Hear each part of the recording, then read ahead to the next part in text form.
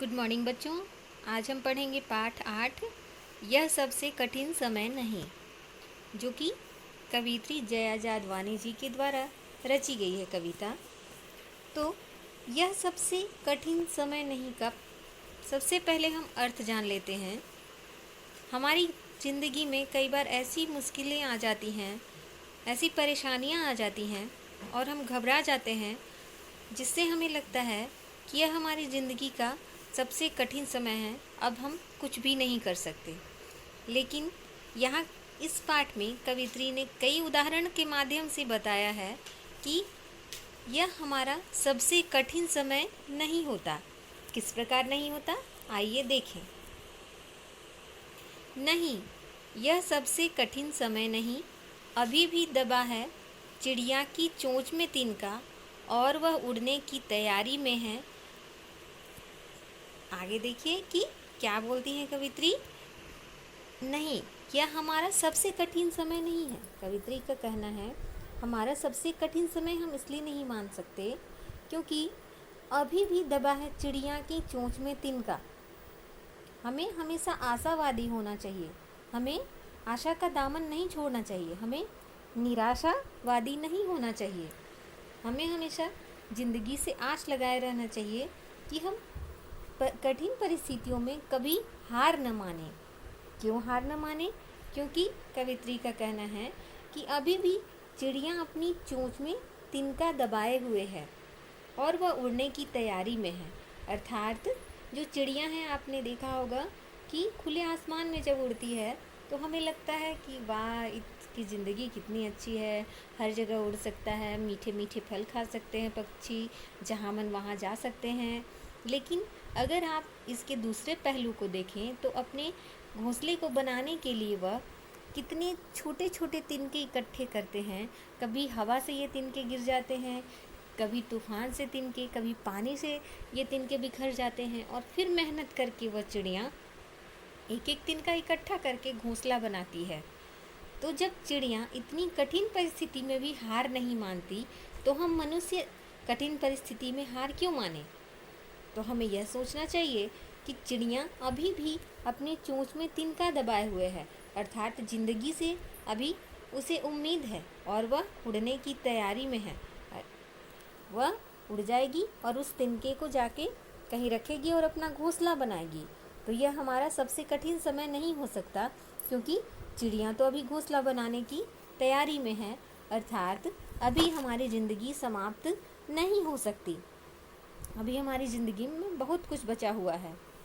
अभी भी झरती हुई पत्ती को थामने को बैठा है हाथ एक। क्या हुआ दिया है? अभी हुई झरती हुई पत्ती थामने को बैठा है हाथ एक। जब पेड़ों से पत्तियां गिरती हैं तो उसे थामने को एक हाथ बैठा है। इसका यहाँ यह तात्पर्य है कि हमारे समाज में कई बूढ़े हैं, कई असहाय हैं, कई गरीब लोग हैं जिन्हें खाने को नहीं मिलता, जिन्हें भोजन नहीं मिलता। उनकी सहायता को कोई ना कोई हमेशा सामने आ जाता है। अगर हम उन्हें जानते हैं फिर भी और नहीं जानते फिर भी हम उनकी सहायता करते हैं।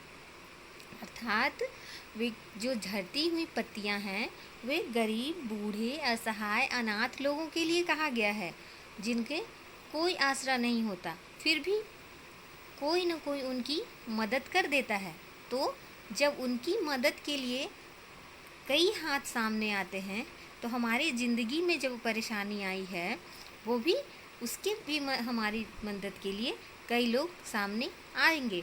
इसलिए हमें हमेशा आशावादी होना चाहिए। अभी भी भीड़ है स्टेशन पर, अभी भी एक रेलगाड़ी जाती है गंतव्य तक, जहाँ कोई कर रहा होगा प्रतीक्षा। अभी भी कहता है कोई किसी को, जल्दी आ जाओ कि अब सूरज डूबने का वक्त हो गया। क्या कहती है कवित्री कि अभी भी एक रेलगाड़ी जाती है गंतव्य तक। रेल गंतव्य मतलब जहाँ हमारी मंजिल है।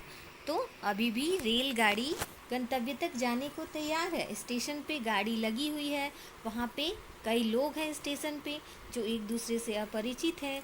वे उस गाड़ी में बैठ के एक स्थान से दूसरे स्थान तक जाएंगे, एक दूसरे को जानते नहीं हैं, फिर भी वे एक दूसरे के साथ बैठे हुए हैं। तो अर्थात रेलगाड़ी अभी भी जहाँ हमारी मंजिल है वहाँ जाने को तैयार है। तो हम अपनी ज़िंदगी से हार क्यों माने? यह हमारे जीवन का कठिन समय नहीं हो सकता। जहाँ कोई कर रहा होगा प्रतीक्षा, कभी अभी भी कहता है कोई किसी को, जल्दी आ जाओ कि अब सूरज डूबने का वक्त हो गया है। जब हमारे मम्मी पापा दफ्तर जाते हैं, हमारे दादाजी काम से बाहर जाते हैं, हमारे दीदी भैया बाहर जाते हैं पढ़ने के लिए, तो घर में जो सदस्य रहते हैं जैसे दादी, कभी मम्मी या फिर कभी और, तो अभी भी वो इंतज़ार कर रही हैं कि शाम को जितने लोग घर से गए हैं वे सही सलामत घर आ जाएं।